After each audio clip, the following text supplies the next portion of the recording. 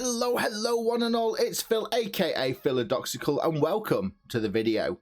Today we will be reviewing Necromunda Hired Gun.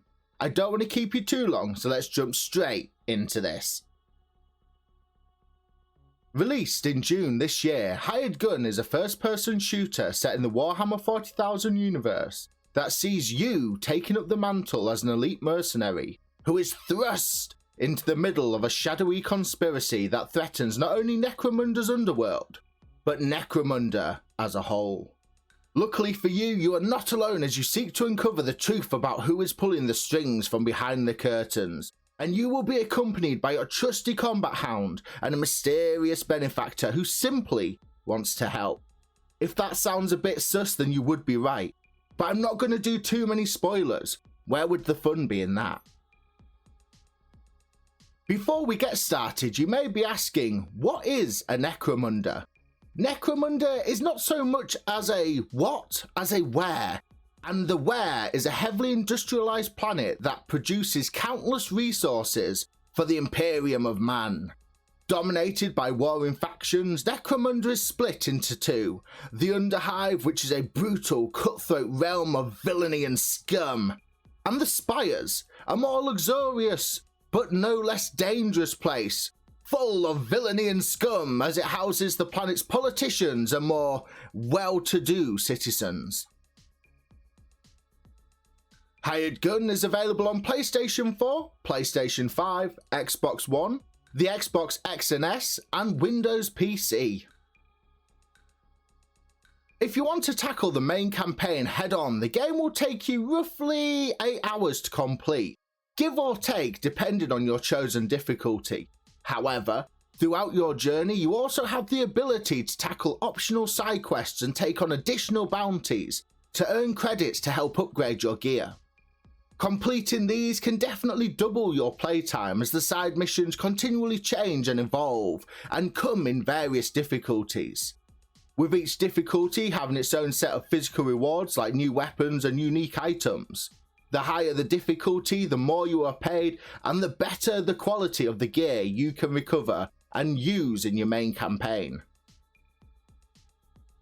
The primary campaign is your standard FPS mission structure, in which you will be sent to a series of locations and be required to assassinate targets, destroy key enemy positions, and rescue powerful allies as you seek to find out more about your nemesis, the Silver Talon, and their plan for Necromunda.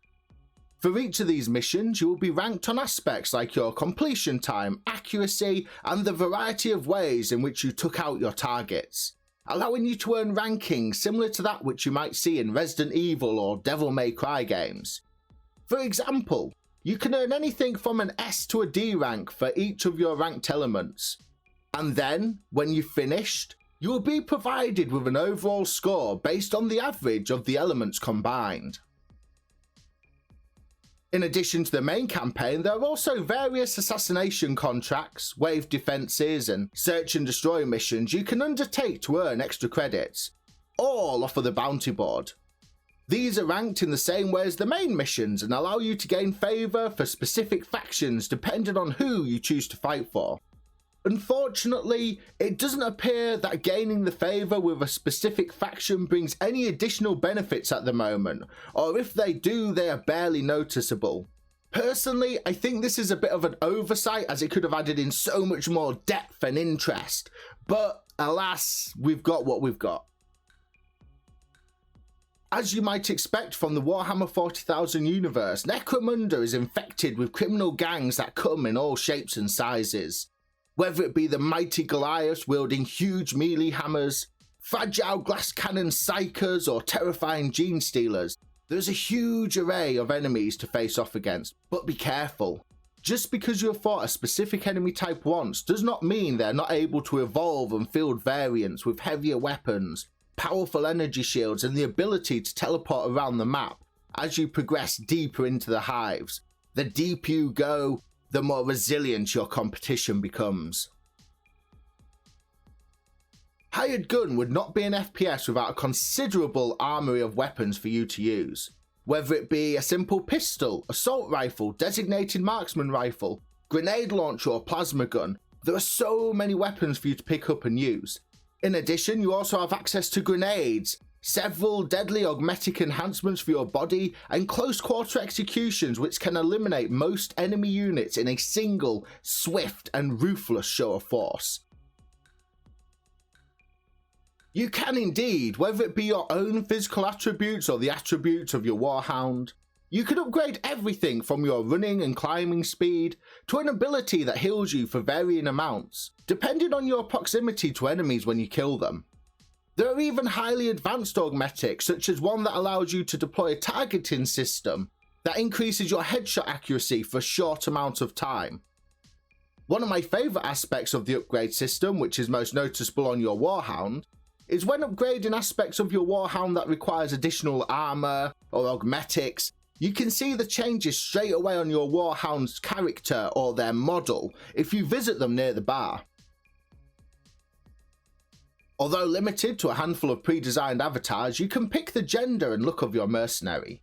In addition, when visiting the bar in between missions, you can purchase and equip a variety of unique special cosmetics and outfits. In between missions, you have a safe space, a hub world if you will, where you can return to amend your cosmetics, upgrade your weapons and speak to a doctor who can enhance your augmetics. All of this of course for a price. It's from the hub world that you can also speak to your benefactor to progress the main campaign, use the bounty board, play with your Warhound, and take to the practice range to try out any new weapons you have purchased or looted from previous missions. When first seeing the gameplay for Hired Gun, it looked like a fantastic cross between the maneuverability of Titanfall and the epic combat moments of Doom. However, unfortunately, in its current state, the game really fails to deliver on every level. When the game is running correctly, there is a very seamless traversal from the floor to the walls when you are free running around the maps, and the grapple allows you to zip around as if you were in a Spider-Man game. But the game is buggy. So buggy. In its current state, you can be running along a wall and all of a sudden you'll fall off it for no reason, or just as likely you'll clip into the scenery and find yourself stuck and needing to reload your last checkpoint. Although I've only tried the Xbox One version of the game, these issues are not platform specific unfortunately, and having read many of the reviews on all the different platforms, they repeat time and time again in one form or another for hundreds of players. Unfortunately, there are a lot of cons to Hired Gun, but some of the main issues I had with it were the lack of story. The story is extremely weak and feels incomplete, almost as if it was implemented around the mechanics and gameplay, instead of being at the core of the game's design. There is no real character development, locations are rarely visited more than once in the main campaign, so you find out small tidbits of information about them, and that's it. Given the vast wealth of lore the team could have pulled from, they appear to have ignored the majority of it and just taken the bare minimum. There are repeated frame rate drops throughout the game that occur during combat, general exploration, and even cutscenes, which really ruins the moment. When looking at your inventory screen and the selection screens of the merchants, it appears the team have gone for a very old school glitchy display design.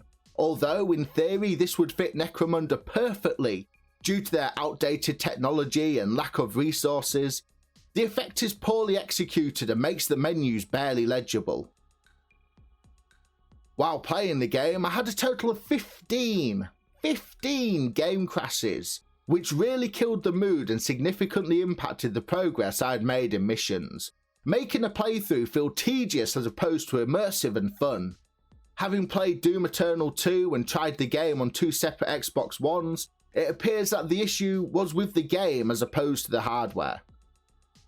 And last but not least, there are multiple bugs throughout the game that can cause your character and enemies to clip through the scenery, gameplay to be jerky in general, and when aiming down the sights of weapons there's a ridiculous amount of sway on some weapons that, even when countered with specific augment upgrades, can still make the simplest of shots feel frustrating to achieve.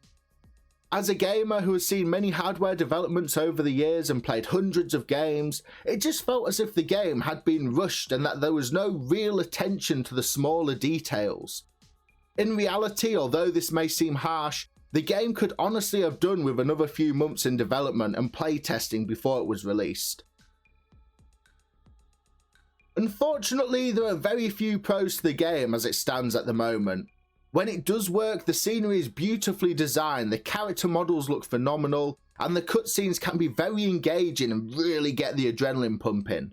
If fixed, I'll also admit that although not unique, the movement and combat mechanics are really fun to get to grips with and work well. It's just unfortunate you never really get to appreciate what the game has to offer for long periods of time without something going wrong. Coming in at £30, which I believe is about $35 to $40, Hired Gun brings little new to the table. The movement system appears to be a copy of Titanfall. The combat moments where you face wave after wave of spawning enemies are similar to what you'd find in Doom and Doom Eternal, and its general lack of polish just made it feel less than mediocre. Even when copying such iconic elements from other games, they did so to what appears to be a substandard level. There was so much promise and potential for the game, but in the end it bit off more than it could chew.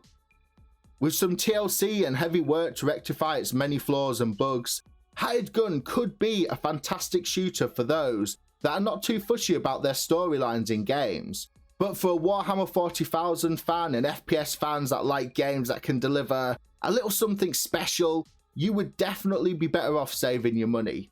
Overall, although I'm sad to say this as I was admittedly hyped for this game, just check out my Twitter feed, I was so happy it was coming out. I felt the game was a colossal flop, and it appears the same feeling resonates with many who bought the game at launch too. Although the development team have straight away got out there and tweeted they are working on fixing issues highlighted in feedback from gamers and reviewers alike, it may be too little too late for many. As the saying goes, you don't get a second chance to make a first impression. At the end of the day though, all I can really do is provide my personal point of view and encourage you to try the game for yourself to form your own opinions. Some may love it whilst others might not. For now though, whatever you decide to play, I wish you happy gaming and have a fantastic day.